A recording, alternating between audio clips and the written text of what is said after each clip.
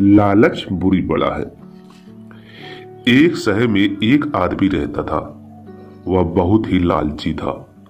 उसने सुन रखा था कि अगर संतों और साधुओं की सेवा करे तो बहुत ज्यादा धन प्राप्त होता है। यह सोचकर उसने साधु संतों की सेवा करना प्रारंभ कर दी।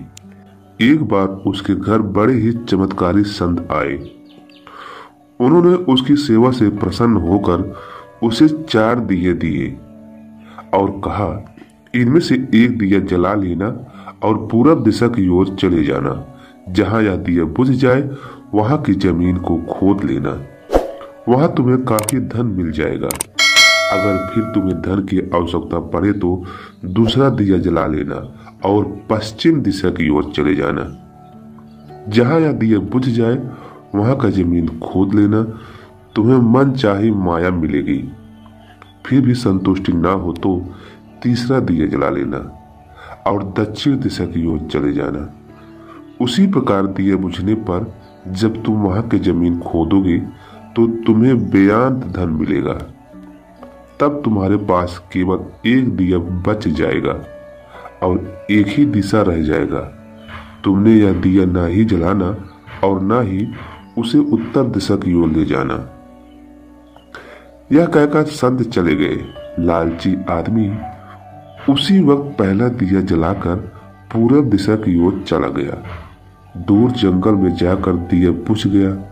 उस आदमी ने उस जगह को खोदा तो उसे पैसों से भरी एक गागर मिली।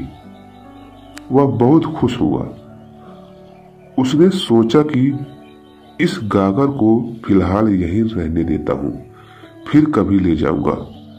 पहले मुझे जल्दी से पश्चिम दिशा वाला धन देख लेना चाहिए। यह सोचकर उसने दूसरे दिन दूसरा दिया जलाया और पश्चिम दिशा की ओर चल पड़ा।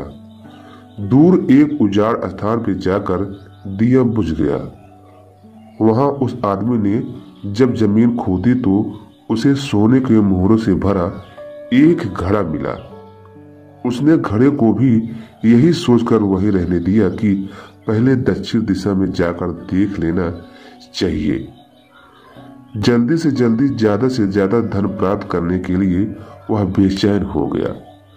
अगले दिन वह दक्षिण दिशा की ओर चल पड़ा। दिया एक मैदान में जाकर बुझ गया।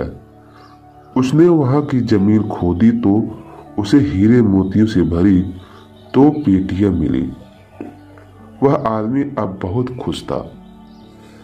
तब वह सोचने लगा, अगर इन तीनों दिशाओं में इतना धन पड़ा है तो चौथी दिशा में इनसे भी ज्यादा धन होगा। फिर उसके मन में ख्याल आया कि संत ने उसे चौथी दिशा की ओर जाने के लिए मना किया है। दूसरे ही पल उसके मन ने कहा, हो सकता है उत्तर दिशा की दौलत संत अपने लिए रखना चाहता हो। मुझे जल्दी से जल्दी उस पर भी कब्जा कर लेना चाहिए। ज्यादा से ज्यादा धन प्राप्त करने की लालच ने उसे संतों के वचनों को दोबारा सोचने ही नहीं दिया। अगले दिन उसने चौथा दिया जलाया और जल्दी से जल्दी उत्तर दिशा की ओर चल पड़ा। दूर आगे एक महल के पास जाकर दिया बुझ गया। महल का दरवाजा बंद था। उसने दरवाजे को धकेला तो दरवाजा खुल गया। वह बहुत खुश हुआ। उसने मन ही मन में सोचा कि यह महल उसके लिए ही है। वह अब तीनों दिशाओं की दौलत को भी यही ले आकर रखेगा और ऐश करेगा। वह आदमी महल के एक एक कमरे में गया। कई कमरा हीरे मोतियों से भरा हुआ था। किसी कमरे में सोने की कीमती से कीमती आभूषण भरे पड़े थे। इसी प्रकार अन्य कमरे भी बेअंत धन से भरे हुए थे। वह आदमी चकाचौंध होता जाता और अपने भाग्य की शाबाशी देता।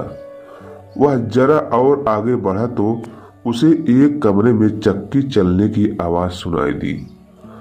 वह उस कमरे में दाखिल हुआ तो उसने देखा कि एक बूढ़ा आदमी चक्की चला रहा है। लालची आदमी ने बूढ़े से कहा कि तू यहाँ कैसे पहुंचा? बूढ़े ने कहा, ऐसा कर, यह जरा चक्की चला, मैं सांस लेकर तुम्हें बताता हूँ।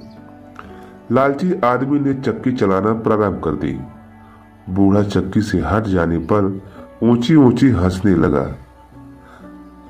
लालची आदमी उसकी ओर हैरानी से देखने लगा। वह चक्की बंद ही करने लगा था कि बूढ़े ने खबरदार करते हुए कहा, ना ना, चक्की चलानी बंद न कर। फिर बूढ़े ने कहा, यह महल अब तेरा है, परंतु यह उतनी देर तक खड़ा रहेगा जितनी देर तक तू चक्की चलाता रहेगा। अगर चक्की चलानी बंद हो गई तो महल गिर जाएगा और तू भी इसके नीचे दबकर मर जाएगा। कुछ समय रुक कर बूढ़ा फिर कहने लगा, मैंने भी तेरी ही तरह लालच करके संतों की बात नहीं मानी थी और मेरी सारी जवानी इस चक्की को चलाते हुए बीत गई। वह लालची आदमी बूढ़े की बात सुनकर रोने लगा। फिर कहने लगा, अब मेरा इस चक्की से छुटकारा कैसे होगा? बूढ़े ने कहा, जब तक मेरे और तेरे जैसा कोई आदमी लालच में अंधा होकर यहाँ नहीं आएगा तब तक तू इस चक्की से छुटकारा नहीं पा सकेगा। तब उस लालची आदमी ने बूढ़े से आखिरी सवाल पूछा, तू अब बाहर जाकर क्या करेगा? बूढ़े ने कहा, मैं सब लोगों से ऊंची ऊंची कहूंगा, लालच बुरी बला है।